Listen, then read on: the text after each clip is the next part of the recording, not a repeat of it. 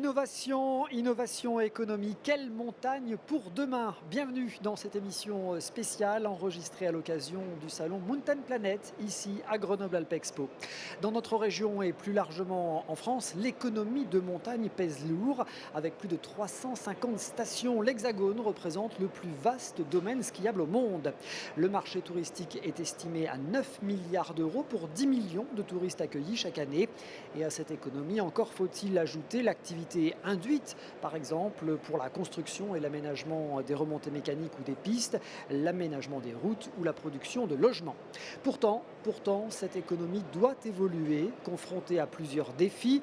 La concurrence acharnée, la transition écologique, la révolution du numérique, autant de challenges qui poussent les professionnels à innover, à imaginer la montagne de demain.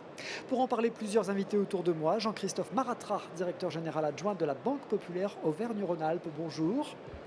Bonjour. Merci d'être avec nous. Jérémy Noiret, directeur général des écoles du ski français. Bonjour. Bonjour. Emmanuel Hidalgo de la start-up CND Drones. Bonjour. Et Aurélie Cher, bonjour. Bonjour. InNMotion, c'est votre start-up de Haute-Savoie. On découvrira dans un instant ces fameux gilets airbag pour les motards ou les skieurs. Merci à tous d'avoir répondu à notre invitation. On va commencer avec Jean-Christophe Maratra. On va d'abord rappeler que la Banque Populaire Auvergne-Rhône-Alpes, ce sont 3700 collaborateurs sur tout le territoire. C'est ça, c'est 3700 collaborateurs depuis le 7 décembre 2016 maintenant. C'est la première banque à épouser, on va dire, les contours de la nouvelle région. On est présent sur 12 départements. On couvre l'arc alpin, on va dire de Manosque au bassin lémanique, mais maintenant aussi toute la partie massif central en passant par la Loire et bien sûr le Rhône. Notre toute nouvelle grande région Auvergne-Rhône-Alpes, c'est quoi, 400 agences du coup, c'est ça? C'est ça, 400 agences, 3700 collaborateurs environ. Alors on a l'habitude de dire que la Banque Populaire Auvergne-Rhône-Alpes, c'est la banque historique de la montagne. Pourquoi? Alors, peut-être parce que ça fait... déjà, c'est inscrit dans notre ADN. On a environ une trentaine d'agences qui sont en station. Donc, c'est grosso modo un peu moins de 10% de notre parc d'agences quand même. Historiquement. Ça fait aussi des années qu'on est investi dans le monde de la montagne. On accompagne environ 75 clubs de ski sur l'ensemble de l'arc alpin et maintenant, encore une fois, sur la partie Auvergne. On a des partenariats historiques comme avec le syndicat national des moniteurs de ski français, avec Jérémy. C'est pas quelque chose qu'on découvre, c'est pas quelque chose de nouveau. Je vous le dis, ça fait des années qu'on travaille avec ces gens-là, ça fait des années qu'on travaille sur ces partenariats. Donc c'est aussi et peut-être pour ça qu'à un moment donné on est considéré comme la banque de la montagne. Et puis une présence aussi sur toutes les grandes manifestations ski et une agence dédiée d'ailleurs aux partenariats sportifs. Alors on a depuis 2 ans maintenant créé un pôle montagne qui a vocation à répondre à tous les professionnels de la montagne. On sait que ces professionnels ont des besoins qui sont quelque peu différents. Ils ont des activités qui sont saisonnières, ils ont des besoins qui sont très particuliers. Et ça demande aussi une connaissance pointue de ce milieu-là. Et on a voulu mettre en face de ces professionnels des gens dédiés qui puissent aussi parler le même langage qu'eux, parce qu'avant tout, il faut comprendre l'activité de ces professionnels pour bien les accompagner. Et je crois que c'est avant tout notre rôle, c'est ce qu'on fait aussi avec les startups, avec l'ensemble des acteurs. Connaître ses partenaires, enfin ses partenaires potentiels, connaître aussi les terrains, les zones géographiques sur lesquelles ils interviennent. Et ça a d'ailleurs conduit à l'organisation très géographique de cette agence. Oui, l'agence, elle doit couvrir l'ensemble du périmètre de Banque Populaire Auvergne-Rhône-Alpes, ce qui dit comme ça n'est pas très simple. Alors effectivement, l'ensemble de l'arc alpin, elle est basée à Albertville. Maintenant, elle est composée de 6 collaborateurs qui interviennent et qui sont basés pour certains en Haute-Savoie, pour d'autres en Savoie, certains en Isère et bien entendu aussi avec une proximité auvergnate quand le besoin s'en fait sentir. Ouais, un sur chaque massif quasiment. Quasiment. Alors j'évoquais la nécessaire évolution de la montagne et des stations, cette fameuse mutation dont on parle tant. De quels ordres seront ces mutations ?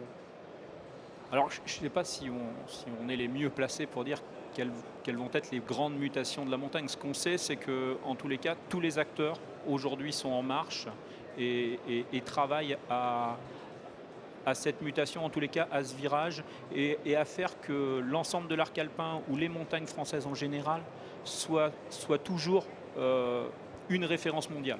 Et je pense que c'est ça qui motive tous les acteurs qu'on voit aussi aujourd'hui sur Mountain Planet, l'ensemble des acteurs qui participent à cet écosystème. Voilà.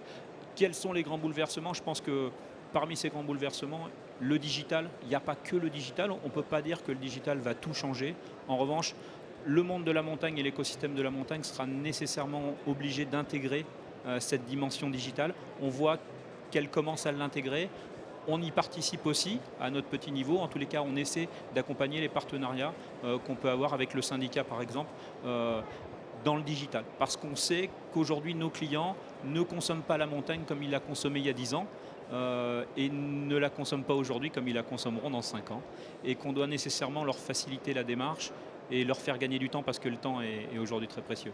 Alors vous nous expliquez effectivement le rôle de votre banque qui est d'être aux côtés de ses partenaires, de ses professionnels de la montagne. Moi je pense à une autre mutation qui sera indispensable, c'est la mutation, l'adaptation écologique. Et là, il y a un vrai défi pour les stations. Comment est-ce qu'on peut accompagner les stations dans cette mutation? Il va falloir utiliser des engins de damage non polluants, se tourner vers une vertu encore plus grande des utilisations énergétiques. C'est vrai pour la montagne, j'ai envie de dire, mais c'est aussi vrai pour l'ensemble de l'économie. Et nous, c'est ce qu'on ressent très très fortement. La prise de conscience, au départ, elle n'était pas complètement naturelle, si on peut dire ainsi. Je pense qu'aujourd'hui, tout le monde l'intègre. Tout le monde l'intègre. On voit bien ce que vous dites, notamment sur des engins de damage, mais l'ensemble des travaux qui sont pratiqués, d'ailleurs en zone de montagne ou pas, on voit des gens aujourd'hui, des grandes sociétés comme Mecalac réfléchir à des choses comme des engins électriques. On voit toute une démarche autour du respect, j'ai envie de dire, de l'environnement qui s'agite et qui, de toute façon, va être indispensable d'intégrer, clairement. Et puis, j'aimerais qu'on parle aussi, parce que ça aussi, ça nécessite des capitaux importants, c'est toute la rénovation immobilière des stations qui, pour beaucoup, sont nées dans les années 50, 60, 70 et qui nécessitent du coup des adaptations. Vaste sujet. On est pour notre part, comme d'autres, au capital de foncières régionales, aux côtés de la Caisse des dépôts, aux côtés d'autres partenaires financiers, notamment la foncière rénovation, dont la vocation est de transformer des lits froids en lits chauds, puisque c'est un des sujets qu'on a, notamment en zone de montagne. Alors les lits froids, on rappelle que c'est des lits qui très souvent restent inoccupés, Voilà. et les transformer en Voilà. lits chauds, c'est des lits qui sont disponibles toute la saison. Voilà. Bon, en tous les cas, on voit qu'il y a des initiatives. Elles ne réussissent pas toutes, mais en tous les cas, il y a des véritables initiatives. Il faudra certainement qu'on essaie, qu'on se trompe, et puis qu'on réessaye sur certains sujets comme la rénovation des lits froids, parce que ce n'est pas un sujet simple. On a construit pendant des années, on a vendu, et aujourd'hui il y a beaucoup de lits froids, et on sait que les stations ont avant tout besoin de lits chauds. Donc ce n'est pas une seule solution qui permettra de transformer ou d'arriver à transformer une station ou des stations avec des lits chauds. C'est plusieurs solutions mis bout à bout, et comme on est un acteur économique, on se doit d'y participer. C'est ce qu'on fait quand on est au capital de la foncière hôtel ou de la foncière rénovation montagne, par exemple. Alors Jean-Christophe Maratra, vous évoquiez ces partenaires des professionnels, ces partenariats avec les professionnels de la montagne. Parmi les acteurs de la montagne avec qui vous travaillez, avec qui, vous l'avez dit, vous avez tissé des liens particuliers, il y a les moniteurs du ski français et leur syndicat national. Jérémy Noiret, quelques chiffres d'abord pour présenter ce syndicat, ces écoles du ski français qu'on connaît tous, c'est les fameux pulls rouges. C'est ça, c'est ceux que vous retrouvez donc tous les hivers sur les pistes. Aujourd'hui, les écoles du ski français, c'est 17 000 moniteurs répartis au sein de 250 écoles, donc sur tout le massif. Bon, 2,5 millions d'écoliers, d'élèves par an, c'est ça? C'est ça, 2,5 millions d'élèves pour à peu près 1 million de tests. Les tests, c'est les premières, deuxième, troisième étoiles que l'on connaît. Et puis à peu près 300 000 élèves dans les clubs Piu-Piu, donc les plus petits de 3 à 6 ans. C'est la première école de ski au monde, on peut le dire. Aujourd'hui, c'est même plus qu'une école, c'est un label finalement. Oui, on est souvent assimilé à une institution, puisqu'on est là depuis 1945. On est présent et on est reconnu. Et vous le disiez, le pull rouge, c'est l'emblème des moniteurs. La médaille également, hein, qui est délivrée par l'École nationale des sports de montagne et qui aujourd'hui permet d'affirmer la France dans son rôle de station de montagne. Alors un syndicat dont le siège est tout près de Grenoble, hein, à Mélan, dont les objectifs, comme tous les syndicats, sont la défense de la profession, les assurances des moniteurs de ski et puis leur formation, hein, parce qu'on oublie qu'il faut se former régulièrement. Alors pour la formation, donc là, toute la formation initiale est donc faite par l'École nationale des sports de montagne. Et puis après, nous, on contribue à la formation de nos moniteurs dans une cadre de formation continue pour toujours apporter le meilleur service. Alors on est ensemble aujourd'hui pour parler d'innovation et les ESF ont innové avec ESF+. Jean-Christophe Maratra, vous dites ESF+, c'est une transformation, c'est la transformation d'une véritable institution.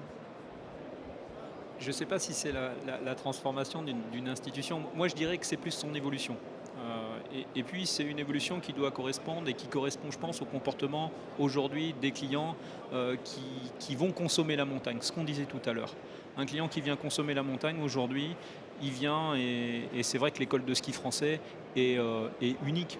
Donc, c'est un point d'entrée, c'est un point d'attractivité énorme. Pour autant, aujourd'hui, le consommateur, il veut que ça aille vite. Il voudrait à la fois réserver son école de ski pour ses enfants. Il voudrait ses forfaits parce qu'il ne voudra pas attendre. Peut-être son hébergement, peut-être même demain louer ses skis et peut-être encore plus.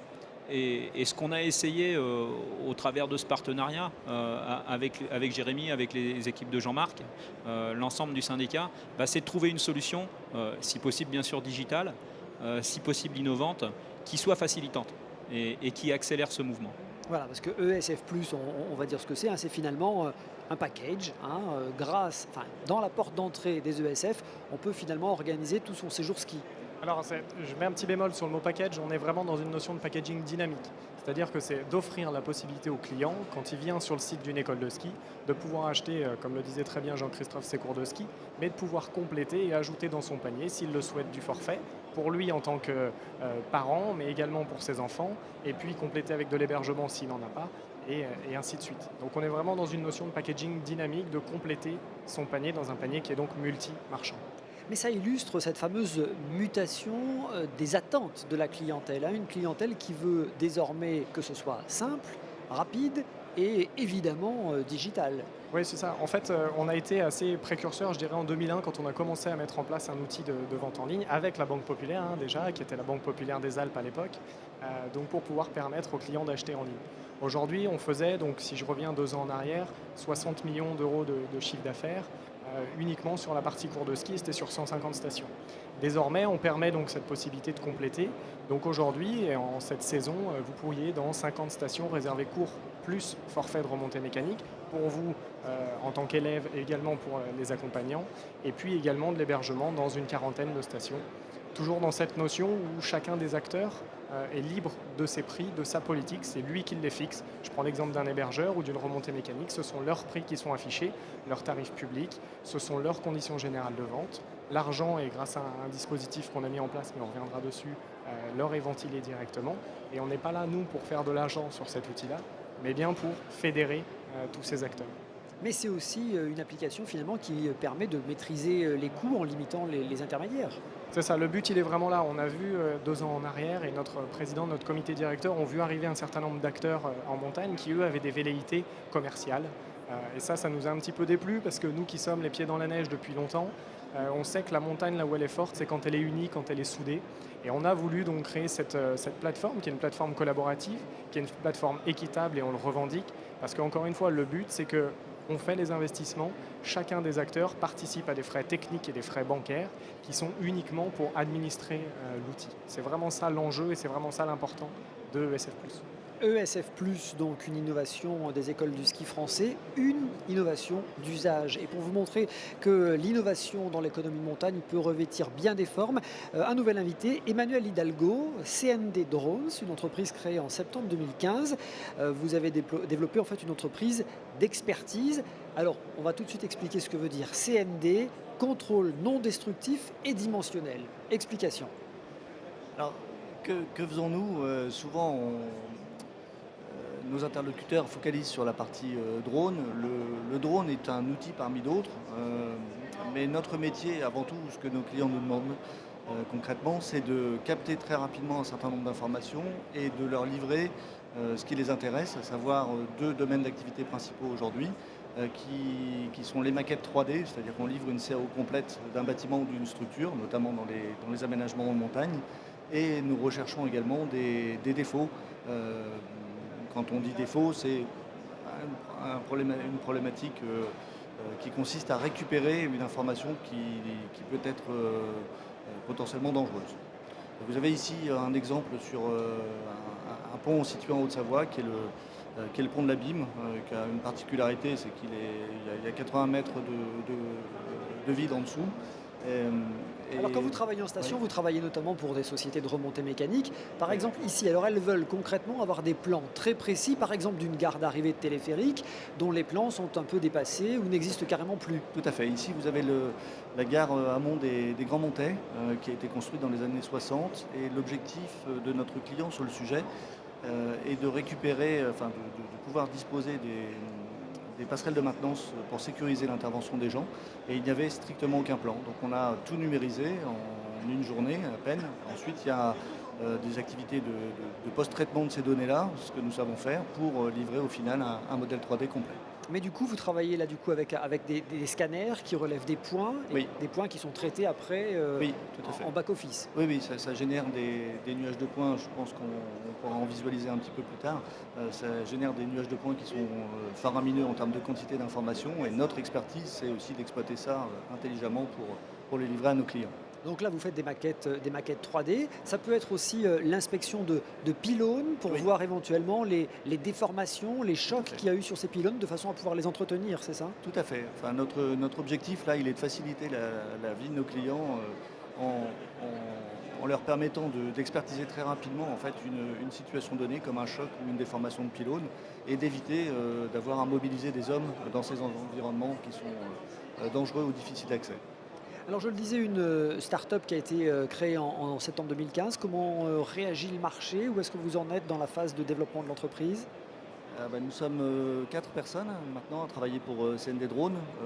On est en phase de croissance forte avec beaucoup d'activités. On a surtout démarré sur la partie industrielle.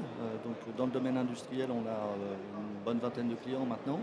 Et puis la partie aménagement en montagne s'est développée notamment parce que nous avons adhéré au cluster montagne, que je remercie vivement, et qui nous a permis de communiquer, d'essaimer nos métiers dans les aménagements en montagne. Et il y a énormément de structures aujourd'hui qui ont besoin d'être rénovées. Et pour revenir sur ce qu'on disait sur les aspects environnement ou préservation de l'existant, le fait de pouvoir capter très rapidement ces informations, ça a évité à nos clients aussi de mettre par terre une installation parce qu'ils ne savaient pas comment procéder. Nous, on leur a livré l'état existant de ces installations, ce qui leur a permis de les rénover sereinement, en réduisant les coûts. Alors on a vu quelques exemples des grands équipements sur lesquels vous avez travaillé. Vous me citiez tout à l'heure le funiculaire de Bourg-Saint-Maurice dont il a fallu faire très rapidement une maquette 3D. Oui, tout à fait.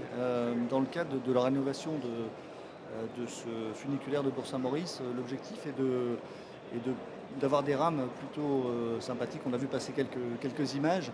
Et donc, dans le cadre de cette rénovation de rames, notre client, DCSA, et la commune de Bourg-Saint-Maurice avait une exigence de pouvoir capter très rapidement ces informations. Les plans n'étaient pas à jour. Donc on a capté tout ça et ça leur permet de travailler sur quelque chose, voilà, c'est ce qu'on voit ici, qui soit fiable dimensionnellement. Alors là concrètement, il a fallu travailler rapidement, évidemment de façon fiable, et on voit que les mesures doivent être très précises pour arriver à l'objectif. Oui, tout à fait.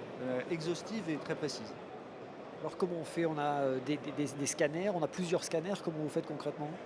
Il faut avant tout savoir comment procéder. Donc on a plusieurs scanners. Dans le cas présent, on n'a pas forcément utilisé plusieurs scanners en même temps. Mais l'idée, c'est de faire différentes stations et aux points les plus adaptés pour capter les informations qui nous intéressent. Parfait. CND Drone, le développement, ça peut être d'autres applications à l'avenir sur quoi vous travaillez déjà? Clairement, aujourd'hui, nous sommes dans une phase de déploiement. Donc l'objectif est de consolider l'équipe commerciale. Ensuite, il y a un certain nombre de développements qui sont qui sont dans les tiroirs et sur le point de sortir, à la fois de permettre d'utiliser d'autres types de capteurs en complément de ceux qu'on utilise. On a un certain nombre d'appels du pied de nos clients sur ces sujets-là. Et puis aussi, à terme, de pouvoir les embarquer. Je reviens un instant sur la partie drone. L'idée étant que le drone, quand il aura atteint le niveau de technicité, enfin, en tout cas les capteurs embarqués sur drone, quand ils auront atteint le niveau de technicité requis, bien sûr, ça évitera d'intervenir dans des environnements trop complexes ou trop dangereux pour nous. L'innovation va se nicher vraiment partout. On en a des exemples à chaque coin d'allée ici dans ce salon Mountain Planet. Autre exemple d'innovation avec Aurélie Cher, In&Motion, c'est le nom de la start-up de Haute-Savoie, créée en 2014 et qui a mis au point un gilet airbag qui se déclenche en cas de chute, c'est ça? Voilà, donc en fait, nous, on est spécialisé dans les systèmes de protection embarqués. Donc, c'est des gilets airbags qui se portent. Et on est développé sur 3 marchés. Donc, on a le ski, on a commencé dans le ski. On équipe une centaine d'athlètes maintenant en Coupe du Monde de ski alpin et ski cross.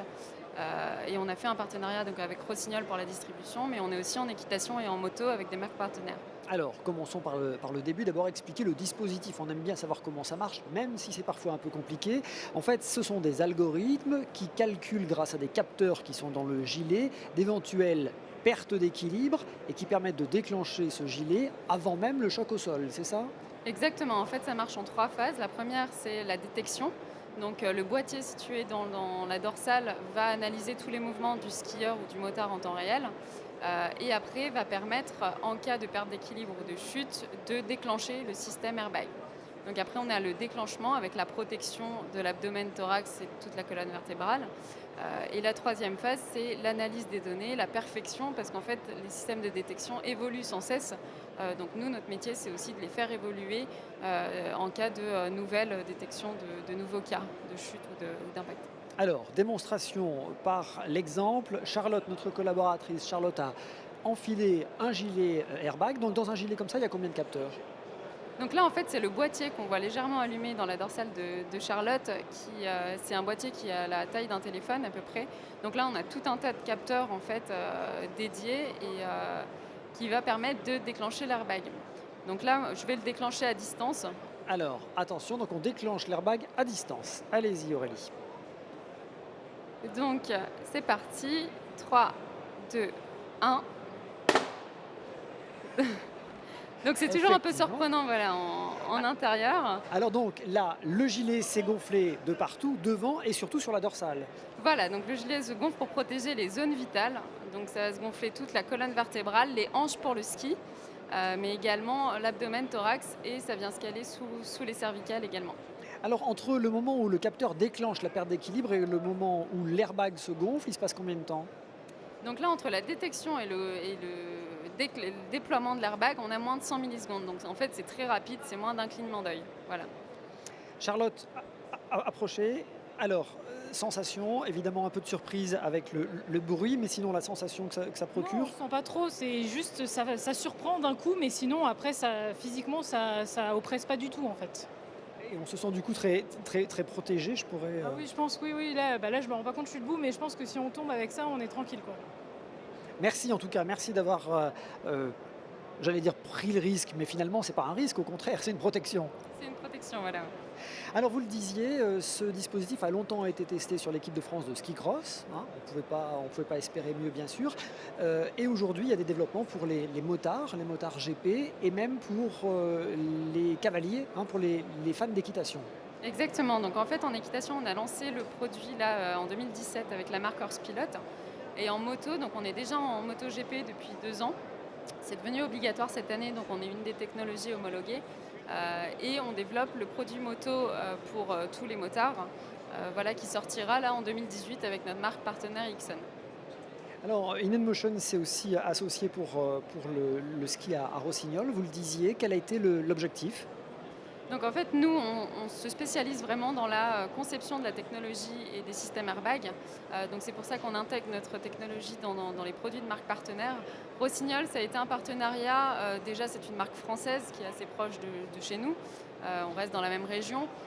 Rossignol a déjà beaucoup de notoriété. C'est une très grosse marque qui a déjà des skieurs réputés avec Tessa Worley par exemple. Donc c'est pour ça que ça s'est fait en fait tout naturellement le partenariat, et ils sont aussi très développés niveau innovation et protection sécurité. Donc voilà, ça s'est fait assez naturellement. Alors vous parliez de notoriété, hein. Votre notoriété a grimpé en flèche l'an dernier, début 2017. Vous avez obtenu 2 prix au CES, au Consumer Electronics Show de Las Vegas, avec j'imagine des retombées inespérées à l'époque. Voilà, donc on a eu, grâce à ce côté un peu innovant avec un produit assez nouveau, on a eu donc 2 prix au CES Las Vegas sur le gilet ski et le gilet moto, et donc pas mal de retombées presse dans le monde entier qui s'en sont suivies. Bon, à tel point que c'est que la start-up de Haute-Savoie se développe bien. Vous êtes en plein recrutement, vous êtes une douzaine de collaborateurs aujourd'hui et vous cherchez à développer l'équipe marketing clientèle. Exactement, donc pour l'instant on est une petite équipe en marketing clientèle, beaucoup d'ingénieurs, et donc on cherche à recruter dans le service client, voilà, avec le lancement du produit de moto notamment cette année. Voilà, un CDI à pourvoir en mai si éventuellement il y a des candidats. Merci beaucoup Aurélie Cher. Jean-Christophe Maratra, on voit bien, hein, une nouvelle illustration, là une illustration précise, qui accompagne des nouvelles pratiques. Ça aussi, c'est une mutation de la montagne. Les clients, les usagers de la montagne veulent découvrir de nouvelles pratiques, et il y a évidemment toutes les innovations qui vont avec. Il y a toutes les innovations, je crois qu'on l'a montré avec CND Drone. On parlait tout à l'heure d'environnement. Comment inspecter des pylônes sans déplacer des gens, sans mettre un matériel coûteux, des fois générer des risques, voilà. On est capable d'aller inspecter au moins aussi bien que l'être humain dans toutes les conditions, j'ai envie de dire, ou quasiment toutes les conditions. C'est ça l'innovation. C'est aussi ce qui nous pousse, nous, de notre côté, à accompagner ces startups, à avoir développé aussi quelque part une business unit à l'intérieur de notre établissement, parce que le monde des startups ne fonctionne pas comme une entreprise traditionnelle. Les porteurs de projets, ils ont des besoins spécifiques, et j'ai envie de dire qu'une banque ne peut pas répondre traditionnellement à un besoin de start-up. Voilà, donc notre boulot, c'est avant tout celui-là, c'est d'accompagner ces start-up, et j'en suis en tous les cas très très fier. Merci beaucoup Jean-Christophe Maratra d'avoir été avec nous. Merci madame, merci messieurs. Voilà illustré donc en quelques exemples cette fameuse série d'innovations, cette transformation que doivent opérer les professionnels de la montagne. On aurait pu en choisir bien d'autres ici dans les allées du salon Mountain Planet. On aurait pu parler par exemple de nouvelles dameuses qui fonctionnent à l'électricité, de forfaits de ski connectés en continu, ou encore de tyroliennes géantes. La montagne s'adapte. Elle est venue ici à Grenoble le montrer à Alpexpo à l'occasion de ce salon Mountain Planet. Merci à l'équipe technique de Favorise qui a réalisé cette émission. Merci à tous de nous avoir suivis, d'être venus avec nous découvrir une petite part de ce que sera l'avenir de la montagne. À très vite sur Télé Grenoble.